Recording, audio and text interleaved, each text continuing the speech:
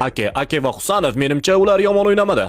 Ancha yaxshi o'ynashdi, lekin ularga deyarli hech qanday jiddiy bosim bo'lmadi. Hujumchi bo'lsam, shunday o'ylardim. Bu ularning asosiy ikki himoyachisi emas-ku. Pep bir nechta futbolchilardan ham shunday qilgan. Menimcha Rodri birinchi mavsumda zo'r bo'lmagan. Mahrez ham birinchi mavsumida unchalik yaxshi o'ynamagan. Husanov haqida ham avval undan hech narsa chiqmaydi deb o'ylagandim, lekin endi Husanov haqida boshqacha o'ylay boshlaysan. Masalan, 1 yil oldin 25-daqiqalarda juda qattiq patkat qilgandi. Ha, istayman, bu juda g'alati edi, lekin aql bovar qilmas darajada zo'r o'ynab qo'ygandi. Shuni aytmoqchimanki, Husanov kabi o'yinchilarga qarshi o'ynasang, uni darvoza tomonga tortishga harakat qilardim. Chunki u oldinda hamma to'pni yutib olishni xohlaydi. U juda tez, juda tez. Lekin ba'zida shu tezligini biroz nazorat qilish kerak. Shuning uchun uni harakatga majbur qilishing kerak. Masalan, jamoadoshlaringga aytasan, agar men u bilan yugurayotgan bo'lsam, to'pni o'sha tomonga tashla. Uni harakatlantirish kerak, chunki u qaytishda juda ham tez. Gyökeres haqida gapiradigan bo'lsak, unda o'sha keskinlik yetishmaydi. Haversda ham yo'q. Ular buni qila olishmaydi. Dastlabki 5 daqiqada nimadir qilishgandek bo'lishadi, lekin keyin ularni butunlay to'xtatib qo'yishdi.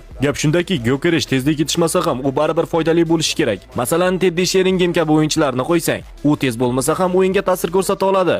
Gyökeres buni qila olmayapti. Teddy tez yugurmasa ham hech bo'lmasa to'pni ushlab turardi. Xulosa qilib aytganda, sizlarga baribir haqiqiy markaziy hujumchi kerak.